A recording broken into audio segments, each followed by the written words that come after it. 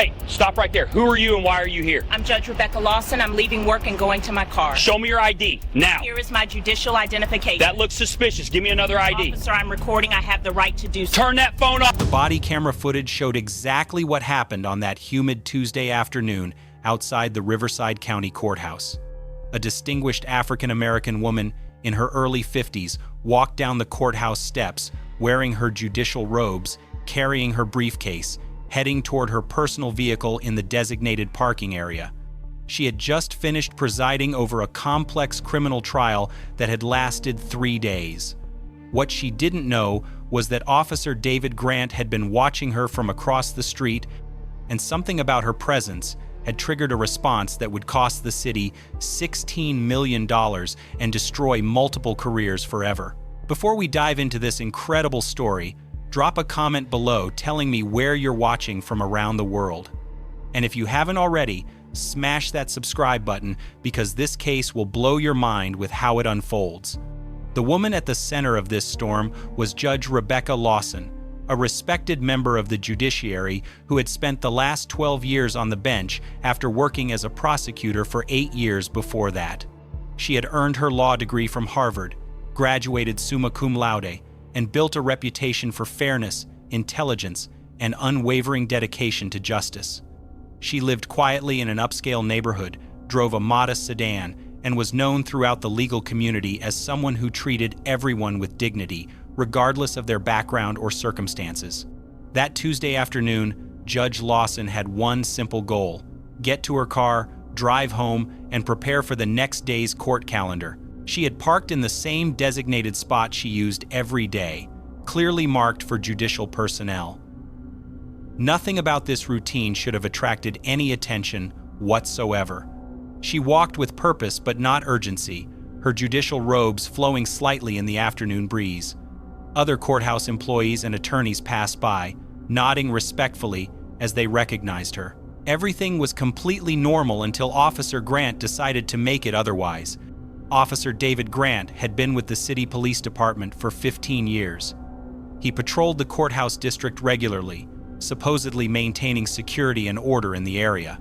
On paper, his record looked decent enough. No major scandals, no obvious red flags that might have warned his superiors about what was coming. But what the personnel files didn't show was a pattern of behavior that multiple witnesses would later describe under oath. Grant had a problem with successful people of color, particularly those he perceived as having authority or status that somehow threatened his own sense of power and control. As Judge Lawson approached her vehicle, Grant crossed the street and called out to her. His tone was immediately confrontational, demanding to know who she was and what she was doing in the area. Judge Lawson stopped, turned around, and politely identified herself. She explained that she was a sitting judge and was simply going to her car after finishing court business for the day. Any reasonable person would have apologized for the confusion and moved on. Officer Grant was not a reasonable person. Instead of backing down, Grant stepped closer and demanded to see identification. Judge Lawson remained calm and professional, though she was already recognizing the dangerous territory she had entered. She reached into her briefcase and produced her judicial identification card, which clearly showed her photograph, name, title, and official seal.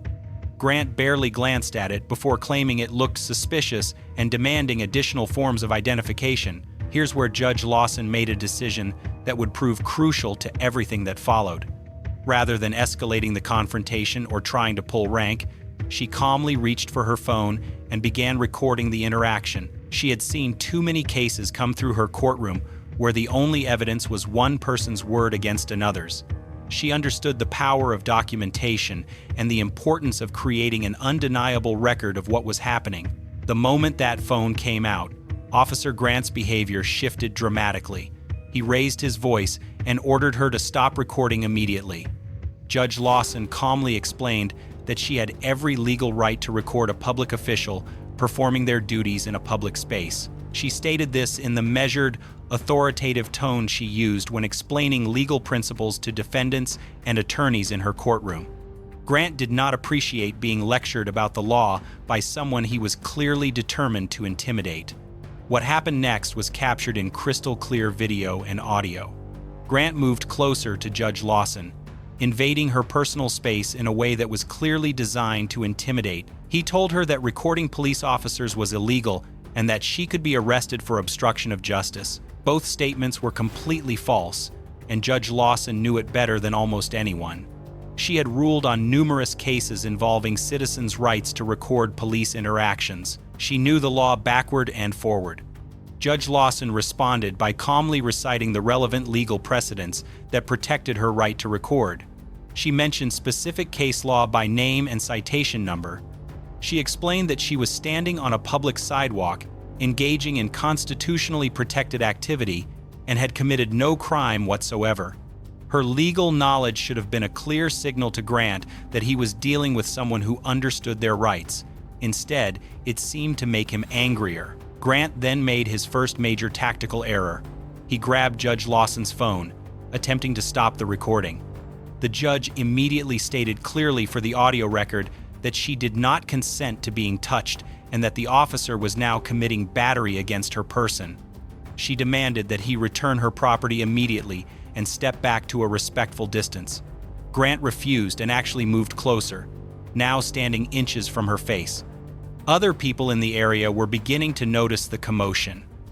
A few courthouse employees who recognized Judge Lawson stopped to watch from a distance. Several attorneys who had been leaving the building after finishing their own court business paused to observe what was happening. Some of them began recording on their own phones.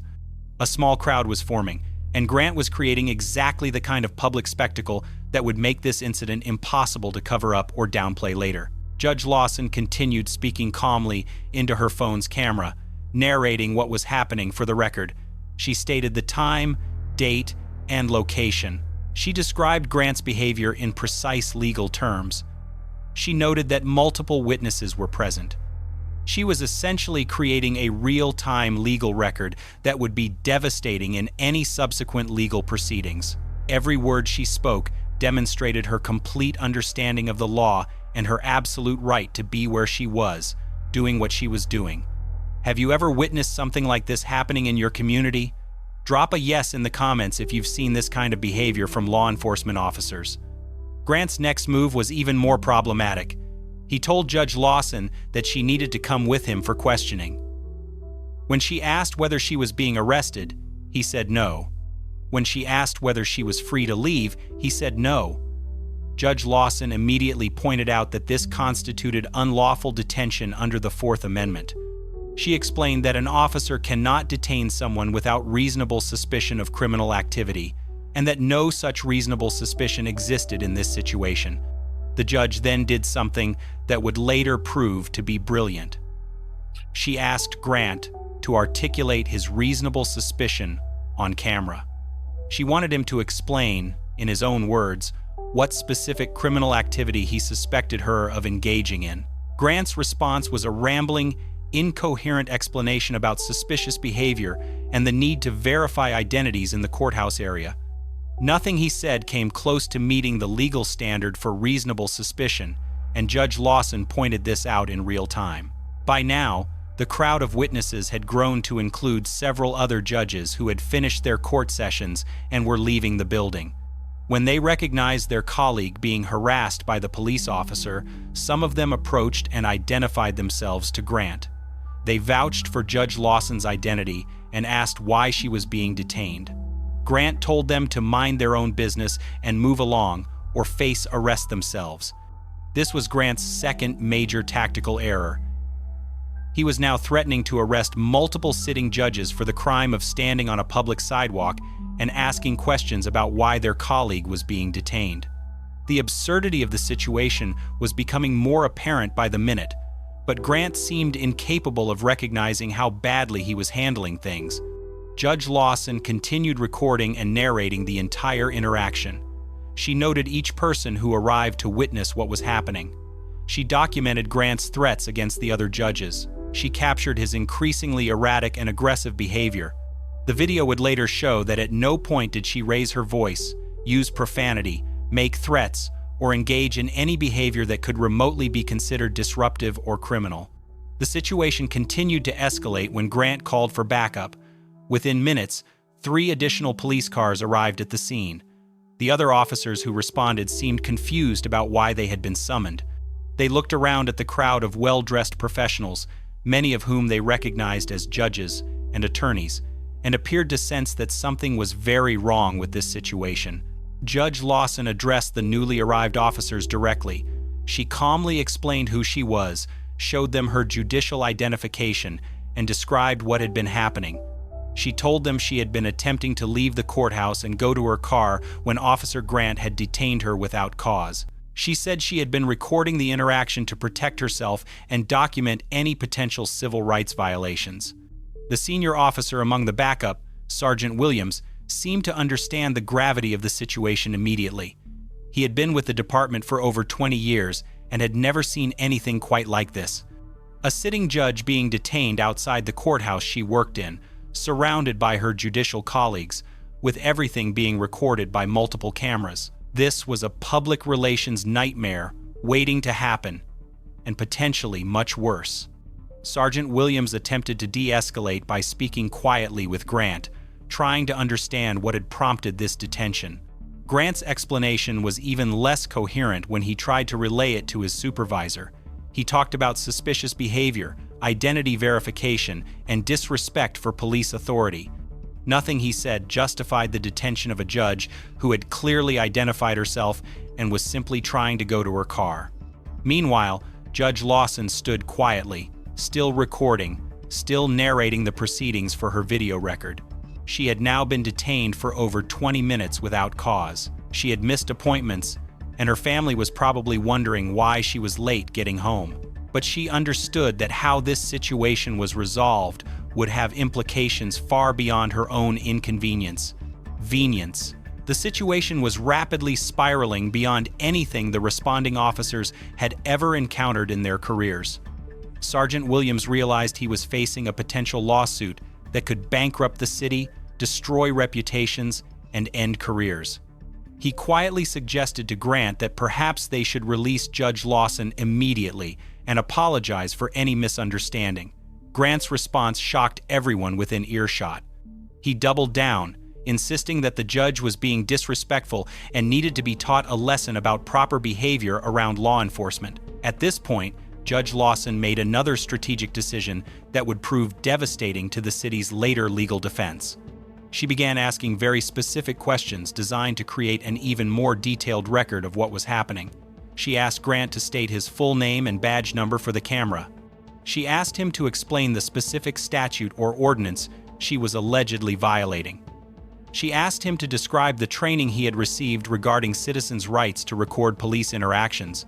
Grant's answers to these questions were catastrophic for any potential defense the city might later attempt. He refused to provide his badge number. He could not cite any specific law that Judge Lawson was violating. He claimed that recording police was always illegal, demonstrating his complete ignorance of well-established constitutional law. Every word coming out of his mouth was creating evidence that would be used against him and the city in federal court. The other judges and attorneys who had gathered were now openly discussing what they were witnessing. Several of them were also recording the interaction on their phones. One attorney called his law firm's managing partner to describe what was happening. Another judge contacted the chief judge of the circuit court to report that one of their colleagues was being unlawfully detained by city police. Word was spreading quickly through the legal community that something extraordinary was taking place outside the courthouse. Judge Lawson then asked to speak with Grant's supervisor about filing a formal complaint. She wanted his supervisor's name and the procedure for reporting misconduct. Grant told her she could file all the complaints she wanted, but right now she was going to do what he told her to do.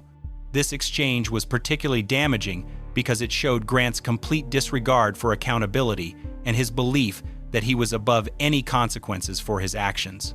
By this time, the crowd had grown to include court clerks, bailiffs, and other courthouse personnel who had heard about the commotion and come outside to see what was happening. Many of these people had worked with Judge Lawson for years and were shocked to see her being treated this way.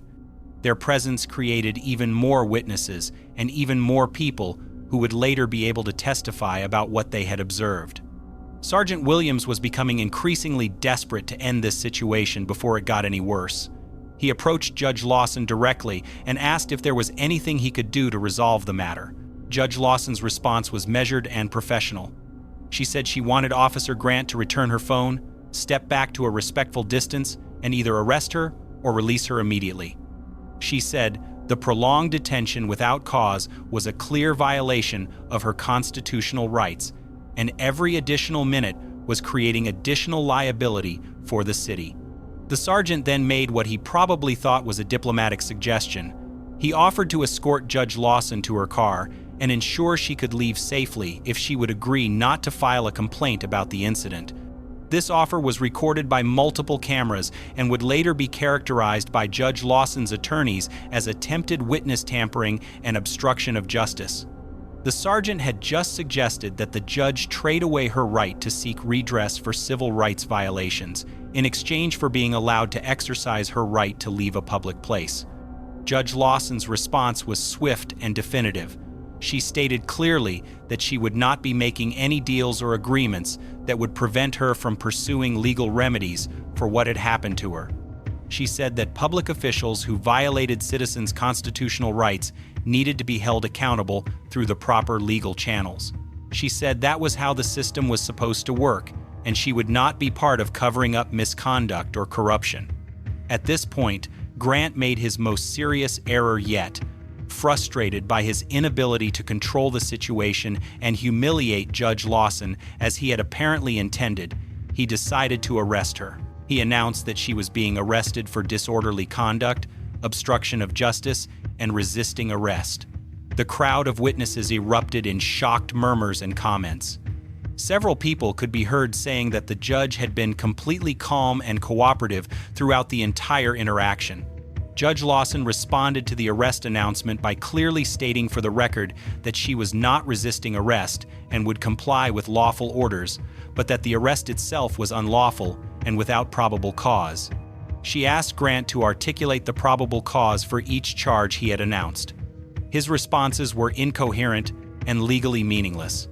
He talked about her attitude and her refusal to show proper respect for law enforcement authority. None of this came close to meeting the legal standard for any of the charges he had mentioned. As Grant attempted to place handcuffs on Judge Lawson, she continued narrating for her phone's camera, which was still recording. She described the physical contact, noted the time, and stated that she was not resisting but was being arrested without probable cause. Her calm, professional demeanor throughout this ordeal was creating a stark contrast with Grant's increasingly erratic and aggressive behavior. The handcuffs clicked into place, and Judge Lawson was now under arrest outside the courthouse where she had worked for over a decade. The symbolism was not lost on anyone present. A respected judge, known for her fairness and dedication to justice, was being arrested by a police officer who clearly had no understanding of the law he was supposed to enforce. The irony would later be noted in newspaper editorials and legal commentaries across the country. Several of the witnessing attorneys immediately began making phone calls. They contacted bail bondsmen, criminal defense lawyers, and civil rights organizations. They were already mobilizing resources to ensure that Judge Lawson would be released as quickly as possible and that her legal interests would be protected. The legal community was rallying around one of their own, who had been subjected to what they all recognized as outrageous misconduct. Grant escorted Judge Lawson to his patrol car while she continued to record and narrate. She noted that she was being placed in the back seat of the police vehicle despite not having committed any crime. She stated that this arrest was being conducted in retaliation for her exercising her constitutional rights to record police activity and to ask questions about the legal basis for her detention. As the patrol car pulled away from the courthouse, Grant probably thought he had won some kind of victory. He had shown this uppity judge who was really in charge. He had demonstrated his authority and put her in her place. What he had actually done was create a federal civil rights case that would destroy his career, cost the city millions of dollars, and expose a pattern of misconduct that would lead to widespread reforms and multiple terminations. The booking process at the city jail was captured by surveillance cameras and documented in official records. Judge Lawson was fingerprinted, photographed, and processed like any other arrestee. Throughout the entire procedure, she remained calm and cooperative while continuing to state for the record that her arrest was unlawful and that she intended to pursue all available legal remedies. Have you ever been in a situation where you felt powerless against someone abusing their authority? Let me know in the comments what you think should happen to officers who abuse their power like this. News of Judge Lawson's arrest spread through the legal community like wildfire. Within hours, the story was being covered by local news outlets. By the next morning, it had been picked up by national media. The video that Judge Lawson had recorded was being viewed millions of times across social media platforms. Legal experts were analyzing the footage and unanimously concluding that the arrest was completely unjustified and that massive civil rights violations had occurred. The city's response was immediate damage control mode. The mayor held a press conference expressing concern about the incident and promising a thorough investigation. The police chief announced that Officer Grant had been placed on administrative leave pending the outcome of an internal affairs investigation. The city attorney was probably already calculating how much this case was going to cost taxpayers and whether there was any possible defense to the inevitable federal lawsuit. Judge Lawson was released on her own recognizance after spending 8 hours in jail.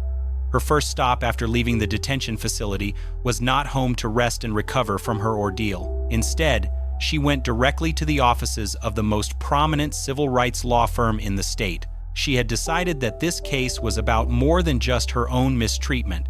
It was about holding accountable a system that allowed officers like Grant to abuse their power with impunity.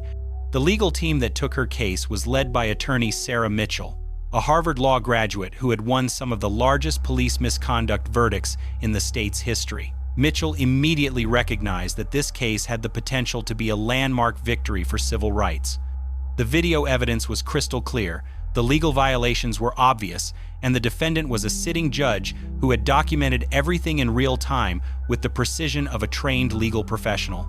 Mitchell's first move was to file a federal lawsuit under Section 1983, the civil rights statute that allows citizens to sue government officials who violate their constitutional rights under color of law. The complaint was a devastating document that laid out in precise detail every constitutional violation that had occurred. It described the unlawful detention, the retaliatory arrest, the excessive force, and the pattern of misconduct that the investigation would soon reveal. The city's insurance company was contacted immediately about the potential liability. After reviewing the video evidence and the strength of Judge Lawson's legal team, they recommended settling the case as quickly as possible. The exposure was simply too great and the evidence too overwhelming to risk going to trial. But Judge Lawson had other ideas about how this case should be resolved. She refused the city's initial settlement offers, even when they reached into the millions. Judge Lawson understood that accepting a quick payout would allow the system to continue operating the way it always had. Officers like Grant would receive minimal punishment, policies would remain unchanged, and other citizens would continue to face the same abuse of power that she had experienced. This wasn't just about compensation for her suffering. This was about systemic reform and accountability. The discovery phase of the lawsuit revealed information that shocked even Judge Lawson's experienced legal team. Officer Grant's personnel file contained 17 previous complaints of racial profiling and excessive force. 17. Every single complaint had been filed by African American citizens who described encounters remarkably similar to what Judge Lawson had endured. The department had investigated each complaint internally and found no wrongdoing in any of them. One complaint came from Dr. James Harrison, a prominent surgeon who had been stopped while leaving the hospital after performing emergency surgery. Grant had detained him for over an hour, demanding multiple forms of identification and searching his vehicle without consent. Another complaint was filed by Professor Linda Jackson, a university dean who had been arrested after questioning why Grant was following her through a shopping center. The pattern was unmistakable and had been ignored by supervisors for years. The internal affairs files showed that Grant's behavior had been escalating steadily over his 15-year career. Early complaints described inappropriate traffic stops and aggressive questioning. More recent incidents involved unlawful searches, false arrests, and increasingly hostile encounters with successful African Americans. The department had documented this progression without taking any meaningful corrective action. Even more damaging was the discovery of text messages and emails between Grant and other officers.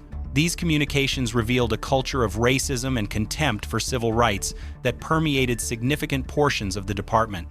Officers joked about targeting uppity minorities and shared strategies for making arrests that would be difficult to challenge legally. The messages showed a deliberate effort to intimidate and humiliate citizens who dared to question police authority.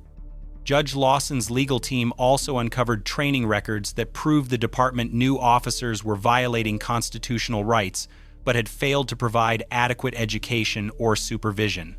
The training materials on citizens' rights to record police interactions were outdated and inaccurate. Officers were being taught procedures that federal courts had ruled unconstitutional years earlier. The department had been operating in willful ignorance of established legal precedents. The city tried desperately to limit the scope of discovery, arguing that examining the entire department's practices was beyond the scope of Judge Lawson's individual case. Federal Judge Robert Chen disagreed. He ruled that the pattern and practice evidence was directly relevant to determining whether the constitutional violations were the result of individual misconduct or systemic failures. The city would have to produce records going back 5 years, covering hundreds of officers and thousands of civilian encounters. Media coverage of the case intensified as more details emerged through court filings and depositions. National civil rights organizations joined the case as interested parties, filing briefs that placed Judge Lawson's experience in the broader context of police misconduct against African Americans. Legal scholars wrote articles analyzing the case's potential impact on future civil rights litigation. The story became a focal point for discussions about racial profiling, police accountability, and the justice system's treatment of minorities. Grant's deposition was a disaster for the city's defense. Under oath, he doubled down on his actions and showed no remorse for what had happened. He claimed that Judge Lawson had been disrespectful and needed to be taught a lesson about proper behavior around police officers. When asked about her constitutional rights, he dismissed them as technicalities that interfered with law enforcement. His testimony revealed a complete lack of understanding of the legal principles that governed his job. The city's legal team tried to argue that Grant had been acting within his discretionary authority as a police officer. They claimed that his initial contact with Judge Lawson was a legitimate security check in a sensitive area near the courthouse. This argument collapsed when Judge Lawson's attorneys introduced evidence showing that Grant had never stopped any white professionals in the same area under similar circumstances. The discriminatory pattern was undeniable. Sergeant Williams, who had tried to de-escalate the situation, was also deposed and provided testimony that further undermined the city's position. He admitted that he had recognized immediately that Grant's detention of Judge Lawson was problematic. He acknowledged that offering to release her in exchange for not filing a complaint was inappropriate. His testimony confirmed that the department's supervision was inadequate and that officers were not being held accountable for constitutional violations. The psychological evaluation ordered by the court revealed that Grant suffered from what the expert described as authority compensation syndrome, a condition where individuals with deep-seated insecurity seek to assert dominance over others through the abuse of institutional power. The psychologist noted that Grant specifically targeted successful minorities because their achievements threatened his fragile sense of self-worth. This clinical assessment provided a framework for understanding the systematic nature of his misconduct. Public pressure on the city continued to mount as community organizations organized protests and demanded comprehensive police reform. The local chapter of the NAACP called for Grant's prosecution on federal civil rights charges. Religious leaders from across the city signed a letter condemning the department's culture of racism and calling for new leadership. Business groups expressed concern that the city's reputation was being damaged by the ongoing controversy. The financial impact on the city was becoming severe even before any verdict or settlement. The insurance company had raised premiums dramatically and was threatening to cancel coverage entirely if significant reforms were not implemented. Several major corporations reconsidered expansion plans in the city, citing concerns about the local government's commitment to civil rights. Tourism revenue declined as convention organizers chose other destinations for their events. Judge Lawson used her platform as the case proceeded to speak publicly about police reform and civil rights. She gave speeches at law schools, civil rights conferences, and community forums. Her message was consistent. Individual bad actors like Grant were symptoms of systemic problems that required comprehensive solutions. She called for better training, stronger oversight, and real consequences for officers who violated constitutional rights. The City Council held emergency sessions to discuss the crisis and potential responses. Several members called for the police chief's resignation and a complete overhaul of department policies and procedures. Others argued for patience and allowing the legal process to run its course. The political divisions reflected broader community tensions about race, policing, and accountability that had been simmering beneath the surface for years. Grant's union initially defended him and provided legal representation, arguing that he was being scapegoated for department-wide problems. However, as more evidence emerged about his pattern of misconduct and the explicit nature of his discriminatory targeting, union leadership quietly distanced themselves from his case. They recognized that defending his actions would damage their credibility in future negotiations and grievance procedures. The Federal Department of Justice opened its own investigation into the city's police practices, citing the pattern of civil rights violations revealed in Judge Lawson's case. This parallel investigation put additional pressure on the city to reach a settlement and implement meaningful reforms. Federal oversight would be far more intrusive and expensive than resolving the civil lawsuit, creating additional incentive for the city to negotiate seriously. Expert witnesses testified about the lasting psychological impact of Grant's actions on Judge Lawson. Despite her professional composure and legal expertise, she had been traumatized by the experience of being handcuffed and arrested without cause. She described feeling violated and humiliated in a way that her legal training had not prepared her to handle. The experts explained how such experiences could affect trust in institutions and willingness to participate in public service. The economic analysis presented by Judge Lawson's attorneys showed that the city's potential liability extended far beyond her individual case. If the pattern of misconduct continued unchecked, the municipality faced hundreds of millions in future settlements and verdicts. The cost of implementing comprehensive reforms was actually less expensive than continuing to defend and pay judgments in civil rights cases. This financial reality became a powerful argument for systemic change. Community leaders organized a coalition demanding not just monetary compensation for Judge Lawson, but structural changes that would prevent similar incidents in the future. They called for civilian oversight of police misconduct investigations, mandatory body cameras for all officers, regular bias training, and transparent reporting of complaint statistics. The coalition grew to include religious groups, professional organizations, student groups, and civil rights advocates. As the trial date approached, the city faced a choice between fighting a case they were almost certain to lose or negotiating a settlement that would require admitting fault and implementing expensive reforms. The political pressure was immense, with the mayor's re-election prospects hanging in the balance. Public opinion polls showed overwhelming support for Judge Lawson and widespread dissatisfaction with the police department's handling of the situation. The city's final settlement offer was unprecedented in scope and dollar amount: $16 million in compensation for Judge Lawson, plus an additional $20 million for a fund to compensate other victims of police misconduct. The agreement also required the implementation of comprehensive reforms, including federal oversight, new training protocols, civilian review boards, and the termination of multiple officers, including Grant. It was the largest police misconduct settlement in the state's history. Judge Lawson accepted the settlement not because the money mattered to her personally, but because the reform provisions would protect future victims from experiencing what she had endured. The agreement established monitoring mechanisms that would remain in place for 10 years, ensuring that changes would be sustained beyond the initial implementation period. It created a model that other cities would later adopt in their own reform efforts. Officer Grant was terminated and stripped of his pension benefits. His law enforcement certification was permanently revoked, ensuring he could never work as a police officer anywhere in the country again. He faced federal criminal charges for civil rights violations and was ultimately sentenced to 3 years in federal prison. His career, his reputation, and his freedom were all casualties of that Tuesday afternoon when he decided to target Judge Lawson.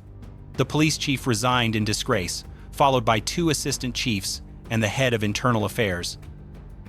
The department underwent the most comprehensive restructuring in its history. New leadership implemented body cameras, bias training, and civilian oversight boards. The culture of impunity that had protected officers like Grant for years was systematically dismantled and replaced with accountability measures that actually worked. Judge Lawson returned to her bench with renewed purpose, knowing that her willingness to fight back had created lasting change. The $16 million settlement sent a clear message that constitutional violations would carry severe financial consequences. But more importantly, the reforms she demanded meant that future victims would have better protection and real recourse when their rights were violated. This case proves that even the most powerful institutions can be held accountable when citizens refuse to accept injustice. Judge Lawson could have taken an early settlement and moved on quietly, but she chose to fight for systemic change that would benefit everyone. Her courage in that courthouse parking lot transformed not just her own city, but became a model for police reform nationwide. This case was disturbing, but the one on the right ends in a way no one expects.